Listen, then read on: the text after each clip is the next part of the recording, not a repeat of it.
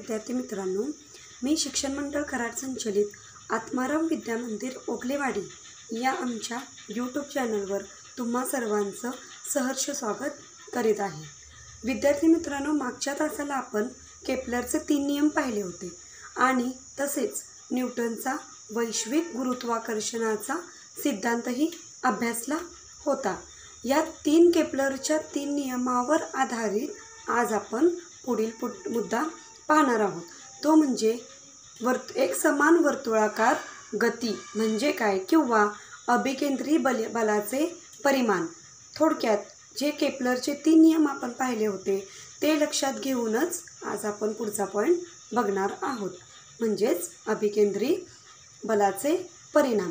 तर विद्यार्थी मित्रांनो, पाहूया आपण एक समान वर्तुळाकार गती म्हणजे काय किंवा ती कशी मोजली जाते हे सर्व आपण आज पाहूया। एक समान वर्तुळाकार गती किंवा अभिकेंद्री बलाचे परिमाण यालाच इंग्लिशमध्ये युनिफॉर्म सर्क्युलर मोशन किंवा इफेक्ट ऑफ सेंट्रिपिटल फोर्स असे म्हणतात। विद्यार्थी मित्रांनो, सूर्य व ग्रह यामधील अभिकेंद्री बल हे ग्रहाच्या परिभ्रमणास कारणीभूत असते, म्हणजेच ते स्थिर असते हे आपणास माहीतच आहे। परंतु ते स्थिर कसे असते किंवा ते कसे काढले जाते ते आपण आता पाहूया। ही आकृती पहा। समजा एक वस्तू एक समान वर्तुळाकार गतीने गतिमान आहे। या गतिमान असलेल्या वस्तूवर केंद्राकडे निर्देशित असलेले अभिकेंद्री बल प्रयुक्त होत असते।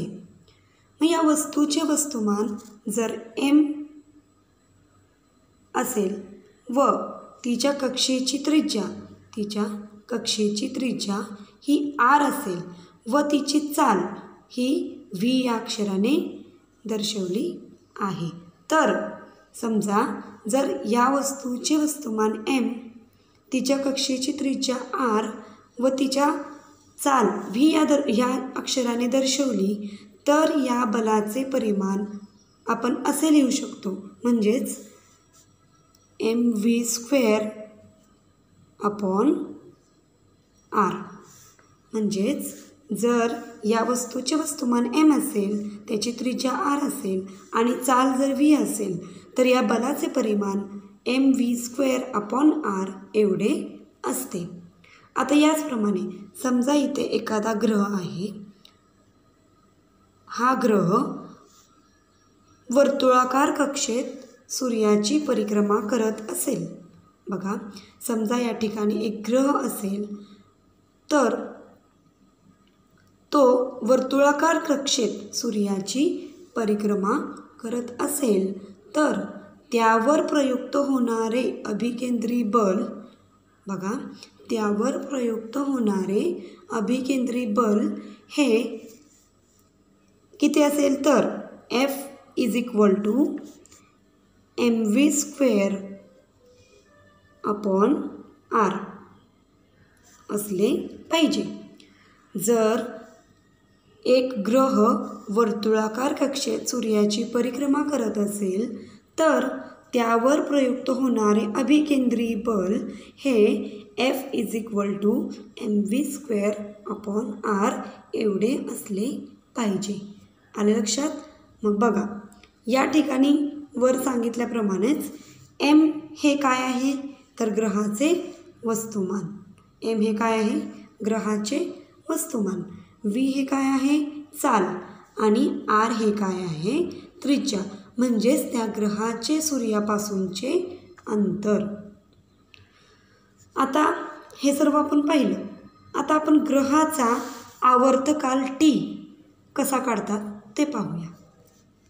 आता ग्रहाचा आवर्तकाल T, आता तो कसा काढतात, म्हणजेच सूर्याभोवती परिक्रमा करण्याचा कालावधी व त्रिज्या काढू शकतो।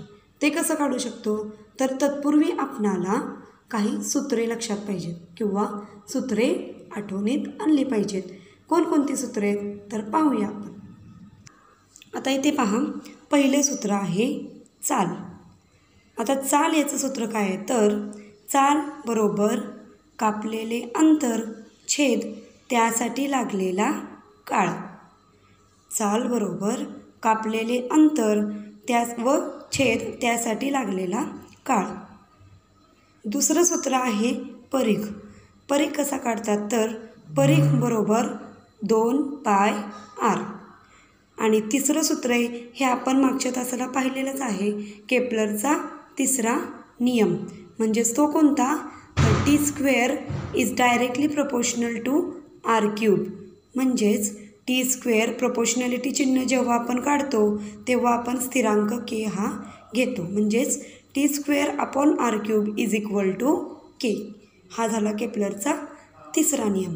या तिन्ही सूत्राच्या आधारे आता आपण ग्रहाची चाल कशी काढतात ते पाहूया. आता पहा, आता आपण ग्रहाची चाल काढू. आता बघा, ग्रहाने एका परिक्रमेत पार केलेले अंतर म्हणजेच कक्षेचा परिघ. बघा, ग्रहाने एका परिक्रमेत पार केलेले अंतर म्हणजेच त्या कक्षेचा परिघ.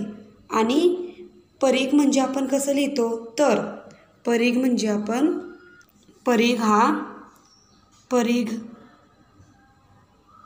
बरोबर 2πr. आता परिक्रमेसाठी लागलेला वेळ बरोबर कुठला काय असतो आवर्तकाल. आणि नेहमी आवर्तकाल हा आपण t या अक्षराने दाखवतो. त्या परिक्रमेसाठी लागलेला वेळ म्हणजेच आवर्तकाल तो आपण t या अक्षराने दाखवतो. मग या सर्वावरून आपण ग्रहाची चाल काढू शकतो. आता ग्रहाची चाल म्हणजेच v बरोबर, हे पहा, ग्रहाची चाल v बरोबर त्या कक्षेचा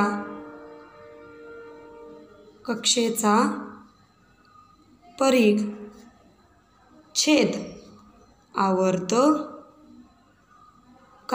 त्या कक्षेचा परिघ छेद आवर्तकाल. आता तुम्हाला कक्षेचा परिघ माहीत आहे, काय असतो 2πr छेद आवर्तकाल. आवर्तकाल कोणत्या अक्षराने दाखवतात t. म्हणजेच v is equal to 2πr/t. हे झालं चालेचा सूत्र. आता त्यानंतर आपण पाहूया परिणामी बल कसे काढतात. आता पहा, परिणामी बल हे F इज इक्वल टू, आता परिणामी बल बरोबर F is equal to mv²/r. म्हणजेच F is equal to mv²/r is equal to m म्हणजे काय वस्तुमान आणि v², तर v²/r इज इक्वल टू काय लिहिलं आपण इथं 2πr. म्हणजेच आपण इथं काय केलं व्हीची किंमत भरली. व्ही म्हणजे आपण इथं काय काढलं आहे तर 2πr/t. म्हणजेच त्या कक्षेचा परिघ छेद आवर्तकाल याचीच किंमत आपण यामध्ये भरली. म्हणजेच is equal to 2πr² / t/r. त्यानंतर F is equal to 4m² /t². या समीकरणाला जर आपण r² गुणले किंवा भागले असता, जे आपल्याला हे समीकरण मिळाले याला आपण r² गुणलं किंवा भागलं असता आपल्याला पुढील समीकरण मिळेल. ते म्हणजे 4m² r² into r³ /t² आणि r. म्हणजेच आता आपण पाहूया, जेव्हा आपण r² गुणले किंवा भागले असता आपणास असं समीकरण मिळाले F is equal to 4m pi square divided by R square into R cube divided by T square into वरती ब्रॅकेटवरती आर. आता आपणास केपलरचा तिसरा नियम माहीत आहे. आता केपलरचा तिसरा नियम कोणता? केपलरचा तिसरा नियम आपण सर्वांना माहीतच आहे. सूर्याची परिक्रमा करणाऱ्या ग्रहाच्या आवर्तकालाचा वर्ग हा ग्रहाच्या सूर्यापासूनच्या सरासरीच्या अंतराच्या घनाला समानुपाती असतो. सूर्याची परिक्रमा करणाऱ्या ग्रहाच्या आवर्तकालाचा वर्ग हा ग्रहाच्या सूर्यापासूनच्या सरासरी अंतराच्या घनाला समानुपाती असतो. मग आपणास केपलरचा तिसरा नियम माहीत झाला. मग या केपलरच्या तिसऱ्या नियमाप्रमाणे आपणास असे लिहिता येईल T square upon R cube is equal to K, म्हणजेच स्थिर असते.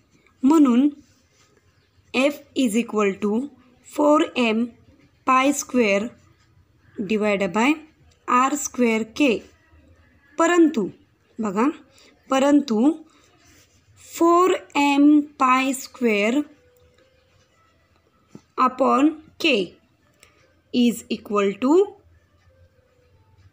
4m pi square upon K is equal to स्थिर, म्हणजे आपण त्याला काय म्हणतो, स्थिर असतं. म्हणून याच्यावरून आपल्याला शेवटी असं लिहिता येईल म्हणून F is inversely proportional to 1/r square. म्हणजेच F is inversely proportional to 1/r square. म्हणजेच याच्यावरून असे स्पष्ट होते की सूर्य व ग्रह यामधील अभिकेंद्री बल जे ग्रहाच्या परिभ्रमणास कारणीभूत असते ते त्यांच्यामधील अंतराच्या वर्गाच्या व्यस्त प्रमाणात असते. लक्षात आलं?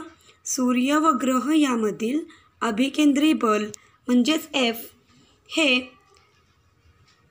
ग्रहाच्या परिभ्रमणास कारणीभूत असते ते त्यांच्यामधील अंतराच्या वर्गाच्या व्यस्त प्रमाणात असते. म्हणजेच हेच ते गुरुत्वीय बल असे न्यूटनने निष्कर्ष काढला होता. मग गुरुत्वाकर्षणाचे बल हे निसर्गातील इतर बलांच्या तुलनेत अत्यंत क्षीण असते, परंतु ते संपूर्ण विश्वाचे नियंत्रण करते व विश्वाचे भवितव्य निश्चित करते.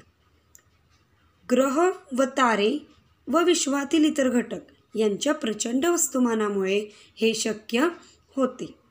तर विद्यार्थी मित्रांनो, तुम्हा सर्वांना एकसमान वर्तुळाकार गती लक्षात आली किंवा अभिकेंद्री बलाचे परिमाण लक्षात आलं.